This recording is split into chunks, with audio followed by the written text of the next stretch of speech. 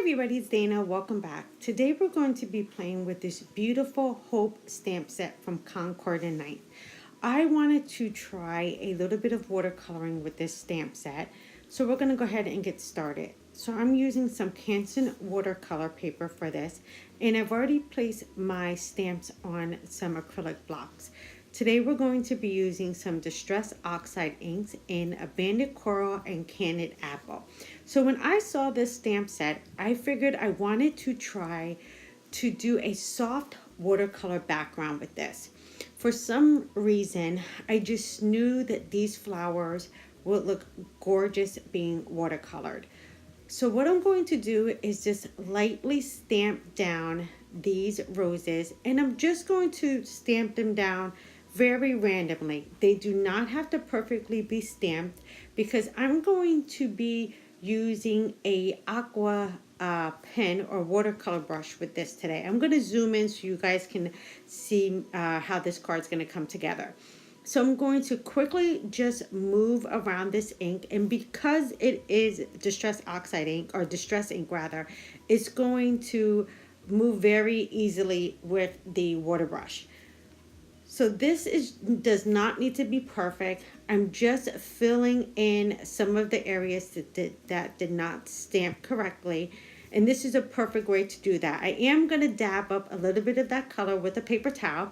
Not much of it, but I just want to make sure that this has a little bit of softness to it. So again, this is just smoothing out some of those patchy little areas and just giving it a nice soft blended look. Again, I'm just going to dab up a little bit of that ink and then go back to spreading out that beautiful color. Now you can do this very lightly. You can double stamp this if you wanted to, but I wanted to make sure I had a good coverage of one color before I went ahead and I put down my next color. So now since that color is done, I'm going to bring in that candy apple. Now this is a layering stamp set. So now I'm going to put down the next layer. So this is like the detailed part. So I'm going to push this color down, and this is going to give me a nice little line of color. Now again, I'm going to move this color around, but I just wanted to have a little bit more of a deeper red on top of that abandoned coral. So I'm going to go ahead and line this one up. And now with this stamp set, because I'm doing a little bit of watercoloring, I don't have to be perfect with the way it lines up. So you can see here, now that I start adding the water, I'm getting a nice pop of red. It's not very overwhelming, but it's going to add a nice color against that abandoned coral. So I'm going to do the same thing. I'm just going to move that color around, and look how gorgeous this flower looks with it having a nice little watercolor look instead of just regularly stamping it out. And I don't know what it was, but as soon as I saw this stamp, I just knew I had to watercolor it. So I'm making sure to move some of that color around, and if I don't have enough ink, I'm actually tapping on my ink pad and grabbing just a little bit more of that red to add a little bit of depth to this flower. So this is really easy to do, and you can actually mass produce this kind of card in different colors. And this is something that you can stamp and do on the road as well. So you can go ahead and stamp this out and actually do all the coloring at once, or the watercolor blending at once if you wanted to. So I'm just going to add a little bit more coloring, just to add a little bit more pop of that red. And look how gorgeous that looks. All right, now since that's done, I'm going to take one more of the layering pieces, and I'm going to stamp this one back in the lighter color. But I'm going to dab it off, and I'm just going to put that right in the center. Now, I'm not going to build this one up too much, but I didn't like all of the white space. So I'm going to do the same exact thing. I'm just going to blend that out with my aqua brush. And I'm just going to repeat the same thing over again that I did with the larger roses. I'm just going to move that color around and give myself a really soft background. All right, now I'm going to take the smaller of that piece as well. I'm going to put that into the candy apple, but you can see I'm actually stamping this off on the side. And again, I'm going to do the same thing. I'm going to come back in and smooth that out with my aqua pen. So now since that's done, I do want to add in a couple of the leaves. So I'm going to grab one of my ink pads, and I believe this one was Mowed Lawn. And I'm going to stamp that off first on my paper towel because I don't want this to be very, very bright. So I'm going to stamp that first off on my paper towel and then bring that to my card panel. And again, I'm just going to use my aqua brush and paint right over those lines. I think this is actually such a beautiful card. So I'm not using too much water on this because I don't want it to bleed into those red roses.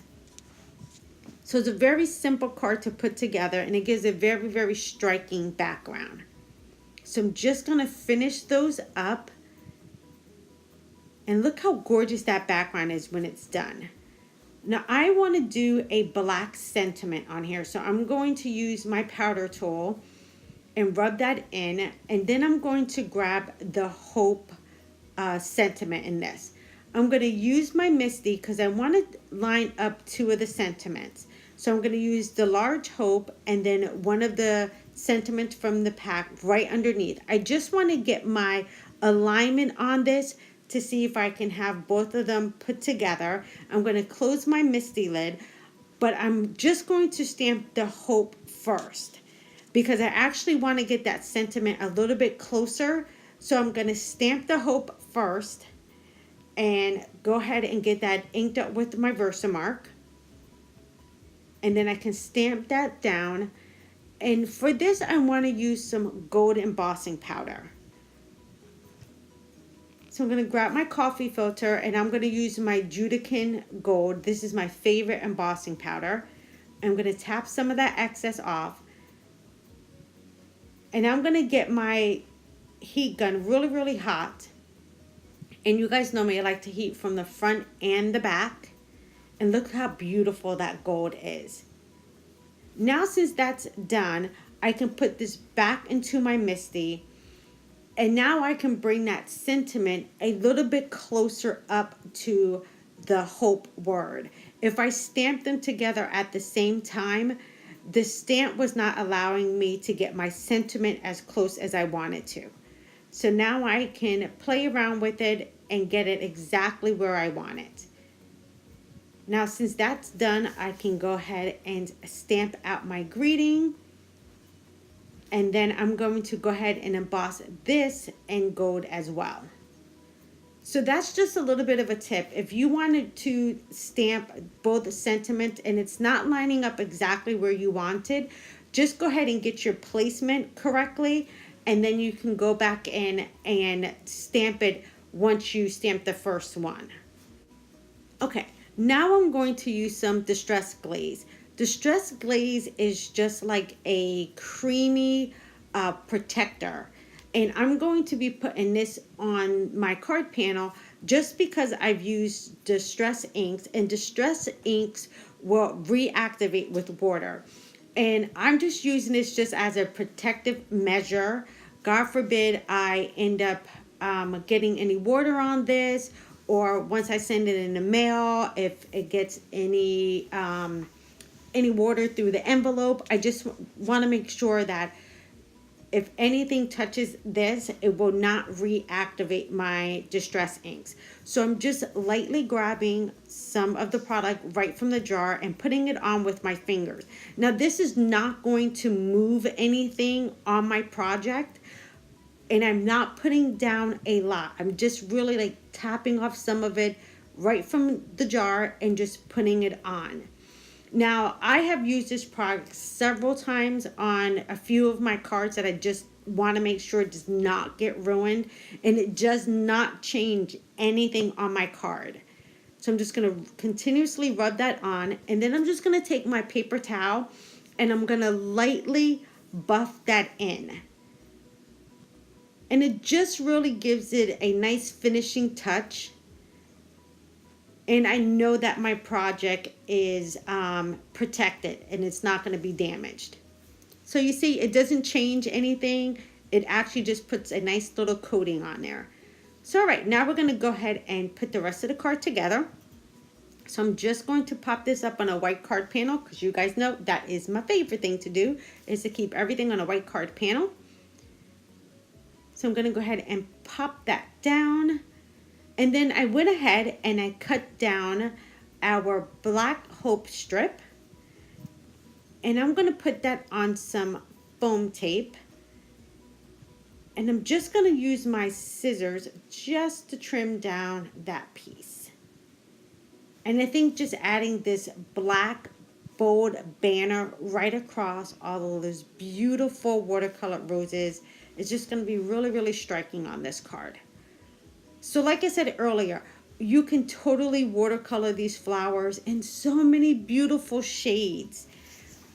I'm totally in love with this stamp set. So I'm going to go ahead and pop that down. Now you guys know me, I have to add a little bit of bling to this. So I went ahead and I grabbed out some sequins. I'm doing a few of them in black to bring some of the black to the rest of the card panel. And then I did grab a couple of gold ones just so I can also bring some of that gold to the rest of my card. All right, I'm going to go ahead and finish putting these sequins on, but I'm absolutely loving this stamp set.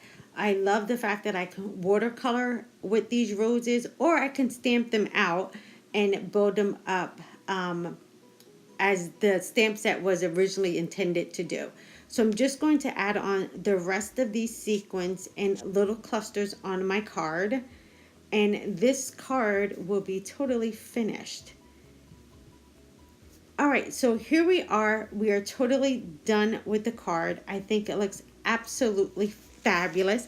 Thank you guys so much for hanging out with me today. I will see you guys in another video. Take care, everybody. Have a fantastic day. Bye-bye.